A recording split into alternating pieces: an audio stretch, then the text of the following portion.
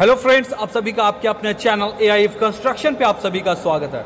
दोस्तों, आज फिर एक नए इंटरेस्टिंग टॉपिक के साथ आप सभी के सामने शामिल हो गया हूं।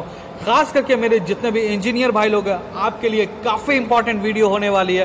क्योंकि देखो, आज जो मैं आपको बताने वाला हूँ वो आपको हर लम्हा, हर पल, हर जगह, किसी भी साइट पे जाओगे, कहीं भी मीटिंग में जाओगे, चाहे आप कॉलेज में हो, चाहे आप एग्ज़ाम हॉल में हो, चाहे आप साइट पे हो, चाहे आप ऑफिस में हो, चाहे आप मीटिंग में हो, हर जगह पे आपको ये काम आने वाला है। तो आज मैं आपको बेसिक नॉलेज बताने वाला हूँ सिविल इंजीनियर के लिए।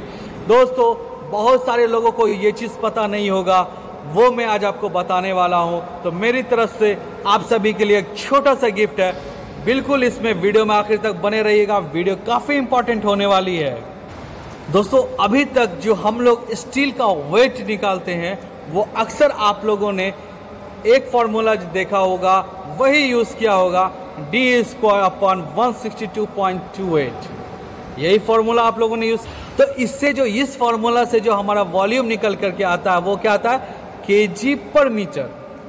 पर क्या अगर हम लोगों को kg/फीट में निकालना हो तो उसमें कौन सा फॉर्मूला यूज़ करेंगे? तो दोस्तों, जिन लोगों को पता हो कमेंट ज़रूर कर दीजिएगा, जिन लोगों को नहीं पता है मैं बता देता हूं।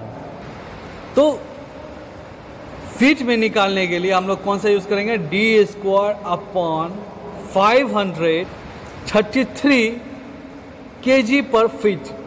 तो वे ये अपना क्या एक होता है मीटर में निकालने के लिए D²/162.28, और अगर हमें फीट में निकालना है तो D²/533 kg/फीट।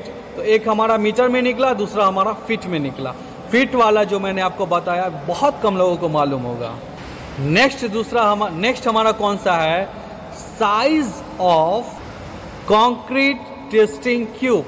हम लोग जब साइट पे वर्क करते हैं, जब कंक्रीट होता है, जब किसी चीज़ का कास्टिंग करते हैं, चाहे वो स्लैब हो, चाहे वो कॉलम हो, चाहे वो बीम हो, तो उस जगह पे हम लोग क्यूब मोल्ड को फिल करते हैं कंक्रीट से, ताकि हम उसकी स्ट्रेंथ का पता लगा सकें कि आखिर इसमें स्ट्रेंथ कितना आ रहा है, हमें जो रिक्वायर्ड है साइड पे उतना आ रहा है कि नहीं आ रहा है।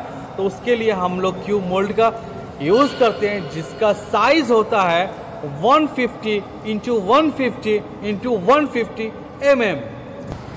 अब दोस्तों, अब हमें इसे कंक्रीट क्यूब जो होता है, जो क्यूब मोल्ड होता है, उसको हम लोग कितने लेयर में भरते हैं? क्योंकि जब इसका 150 × 150 × 150 ये जो हमारा साइज है, इसका लेंथ, ब्रेड्थ, हाइट तीनों 150 है। तो जब हम इसको भरेंगे तो इसको हम 3 लेयर में भरेंगे। 50-50 के लेयर में, 3 लेयर में हम इसको मोल्ड को भरेंगे। अब दोस्तों, अब जानते हैं कि सलम्प टेस्ट हम लोग करते हैं। तो सलम्प कोन को कितने लेयर में भरते हैं? तो सलम्प कोन को हम लोग 4 लेयर में भरते हैं। ठीक है। सलम्प कोन का जो हाइट होता है उसका हाइट 300 होता है।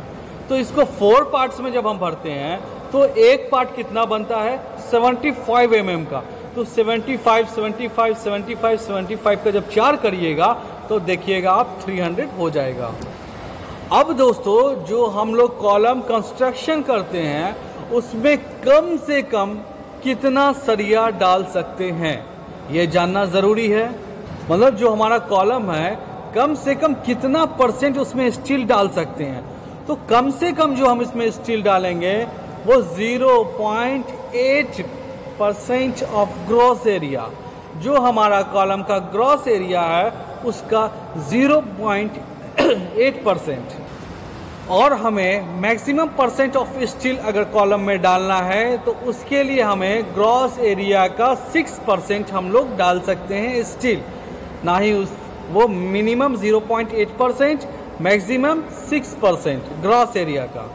अब दोस्तों, maximum % of steel used in beam, मतलब मैक्सिमम हम लोग कितना % बीम में डाल सकते हैं सरिया। तो बीम में जो हम लोग हैं ग्रॉस एरिया का 2% सिर्फ डाल सकते हैं सरिया, उससे ज़्यादा नहीं डाल सकते हैं। और मिनिमम सरिया हम बीम में कितना डाल सकते हैं? तो मिनिमम सरिया ग्रॉस एरिया का 1% हम लोग बीम के अंदर डाल सकते हैं और मैक्सिमम 2% हम लोग ग्रॉस एरिया का सरिया, ग्रॉस एरिया जो हुआ उसका जो है 2% हम लोग बीम में डाल सकते हैं। ठीक है, मिनिमम 1%, मैक्सिमम 2%। अब दोस्तों minimum percent of steel used in slab, minimum percent of steel used in slab तो कितना रहेगा? मिनिमम जो स्लैब में जो स्टील हम लोग यूज करेंगे वो 0.7% of gross area, gross area जितना है उसका 0.7% स्टील हम यूज करेंगे। इससे कम नहीं कर सकते हैं वरना फेल होने के चांसेस बढ़ जाएंगे। मान लो फेल हो ही जाएंगे, बढ़ेंगे क्या? और मैक्सिमम कितना डालेंगे स्लैब में स्टील? मैक्सिमम जो स्लैब में स्टील डालेंगे हम लोग, तो जो भी ग्रॉस एरिया स्लैब का है उसका 1% स्टील हम लोग क्या डालेंगे? स्लैब में डालेंगे। ठीक है। अब दोस्तों minimum thickness of share wall, मतलब कम से कम शेयर वॉल में क्या जो हमारा थिकनेस होता है वो कितना होना चाहिए? 150 mm। कम से कम शेयर वॉल का जो थिकनेस होगा वो कितना? 150 mm होगा। और मैक्सिमम थिकनेस कितना होगा शेयर वॉल का? वो होगा 400 mm।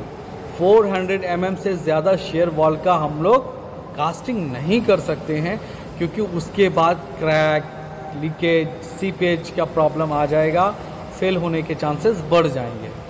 अब दोस्तों slope of a staircase, staircase का स्लोप कितना रहेगा? ठीक है, जब हम बिल्डिंग पे चढ़ते हैं तो आसानी से कैसे चढ़ेंगे, कितने डिग्री पे रहेगा जो हम चढ़ सकते हैं? तो आसानी से चढ़ने के लिए जो हम लोग सीढ़ी का स्लोप बनाते हैं वो 35 to 40 डिग्री, 35 से 40 डिग्री का जो स्लोप रहता है उस पर हम आसानी से चढ़ सकते हैं। इससे ज़्यादा हुआ तो भी प्रॉब्लम, इससे कम हुआ तो गिरने का ज़्यादा प्रॉब्लम। 35 से कम रहा ना तो वो क्या धीरे धीरे सीधा हो जाएगा, तो क्या है ना, गिरने का चांसेस बढ़ जाता है। इसके लिए जो स्टैंडर्ड है वो 35 to 40 डिग्री है। ठीक है। अब दोस्तों क्या हमारा नॉमिनल कवर, कंस्ट्रक्शन साइट पे जो हम लोग कवर यूज करते हैं, है ना, तो वो हमारा क्या, तो फुटिंग में जो हमारा कवर रहता है वो कितने mm का रहता है?